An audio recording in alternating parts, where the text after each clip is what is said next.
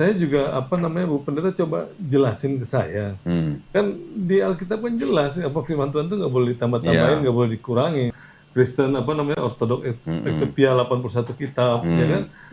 Ortodok ya 78 ya. 78 ya, terus Katolik ya kan 73, Protestan 66. 25 kitab dari itu kan firman Tuhan juga Bu Pendeta. Saya bilang, kok bisa hilang itu aja? Saya bilang, dia bilang gini. Nah itu kan sama kita nggak cocok gitu. Ya, istilahnya seperti itulah dia bilang. Cuman kan nggak mungkin 25 kitab isinya itu semua kan.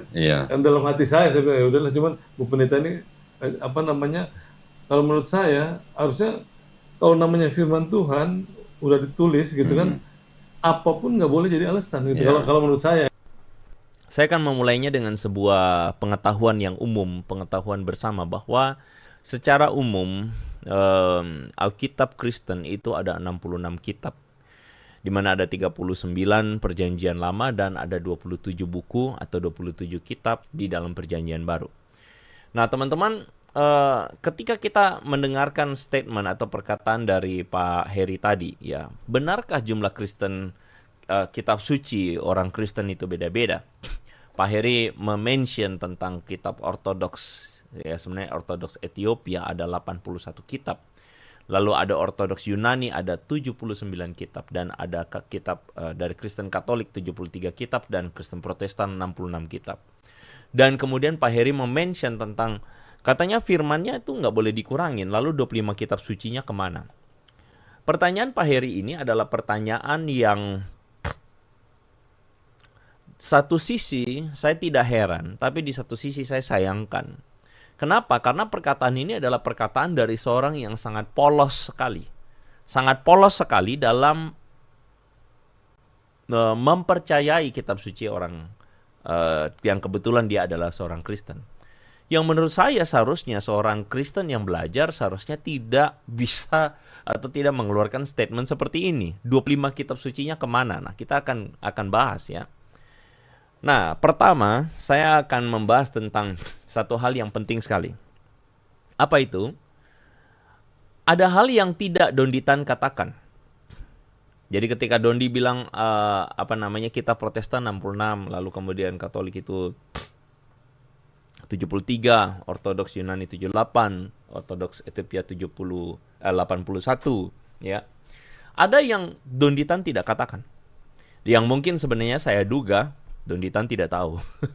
Yang saya duga. Kenapa? Karena Donditan kerjanya cuma ngambil-ngambil konspirasi dari mana-mana. Dia ambil aja. Pokoknya dia ambil, dia kutip, dia copy, dia paste. Dia jadiin itu sebagai peperan air liur kemana-mana. Begitu kan ya. Nah kalau Anda perhatikan baik-baik, yang tidak Donditan katakan adalah kitab Protestan, baik itu Protestan, Katolik maupun Ortodoks, jumlah kitab perjanjian barunya itu sama-sama 27. Itu yang tidak Donditan katakan. Ya. Sedangkan jumlah kitab di PL-nya yang berbeda secara jumlah atau angka.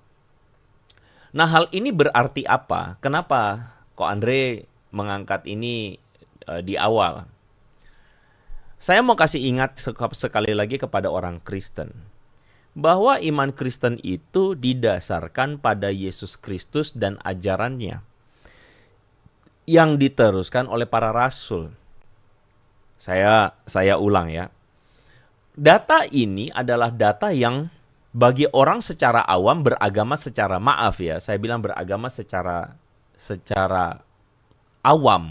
Secara awam itu secara dangkal. Oh, kitab sucinya kok beda-beda? Wah, ini berarti kitab sucinya tidak suci karena udah lain-lain jumlahnya. Itu beragama secara dangkal. Karena orang Kristen tidak boleh beragama seperti itu. Orang Kristen itu harus mengerti bahwa iman Kristen itu didasarkan pada Yesus Kristus dan ajarannya yang diteruskan oleh para rasul. Jadi didasarkan pada Yesus Kristus, didasarkan pada diri Yesus Kristus dan ajarannya. Yang kita baca itu adalah berita tentang Yesus Kristus dan ajarannya. Saya bacakan 1 Korintus pasal 15 ayat 3-5. Di sini Paulus mengatakan, sebab yang sangat penting telah kusampaikan kepadamu, yaitu apa yang telah kuterima sendiri. Saya sampai di sini dulu. Paulus mengatakan, apa yang penting aku sampaikan, dan apa yang aku sampaikan itu aku terima, bukan aku bikin-bikin, kata Paulus. Jadi dia menerima sesuatu yang dia teruskan. Itu adalah keunikan iman Kristen. Ialah bahwa, kata Paulus, apa yang diteruskan? Kristus telah mati karena dosa-dosa kita. Sesuai dengan kitab suci, artinya sesuai dengan nubuatan kitab suci. Yang kedua, bahwa Kristus Yesus telah dikuburkan dan bahwa ia telah dibangkitkan pada hari yang ketiga, sesuai dengan kitab suci. Nah, once again. Dan yang ketiga, Kristus Yesus telah menampakkan diri kepada Kefas dan kemudian kepada ke-12 murid. Jadi ada berita inti yang menjadi Injil, iman Kristen itu. Yang didasarkan pada Yesus Kristus dan ajarannya. Apa itu? Kristus mati bagi dosa kita, dia telah mati dan dia telah dibangkitkan dan dia menampakkan dirinya. Inilah kabar baik atau inilah Injil. Jadi Injil itu bukan didasarkan kepada hal yang halu-halu, ya, tetapi didasarkan pada esensi dari berita itu. Berita esensinya apa? Ini loh berita Injil yang diteruskan dari diteruskan oleh para murid kepada kita. Bahwa yang pertama, manusia telah berdosa dan membangun kerajaannya sendiri. Lalu kemudian Tuhan, seluruh Alkitab itu bicara apa sih? Seluruh Alkitab bilang manusia telah berdosa, membangun kerajaannya sendiri, dan Tuhan tidak meninggalkan kita, dan ia menjelma dalam Yesus Kristus. Lalu kemudian Yesus Kristus melakukan penebusan bagi kita melalui kematian dan kebangkitannya. Dan Yesus Kristus merestorasi kerajaan Allah melalui kita murid-muridnya. Ini esensi dari Injil. Nah, esensi ini, Pak Heri, tidak terdistorsi. Kenapa? Karena Injil atau kabar baik itu diteruskan melalui ajaran para rasul. Jadi dari Yesus Kristus kepada para murid Yesus, yaitu para rasul, yang kemudian diteruskan kepada murid-murid Yesus yang lain. Dan diteruskannya tentu saja melalui apa yang bisa kita baca di dalam naskah Perjanjian Baru. Begitu cara memahaminya. Ya. Nah, sehingga teman-teman dari sini kita mengerti bahwa ajaran Yesus Kristus itu lengkap dan cukup sebagaimana dipreserve oleh kanon atau naskah-naskah Perjanjian Baru. Yang kita lihat bahwa jumlah yang katanya tadi beda-beda, semuanya 27. Tidak ada yang dikurangi. Ya.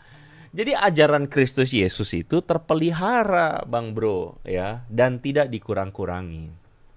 Ini penting.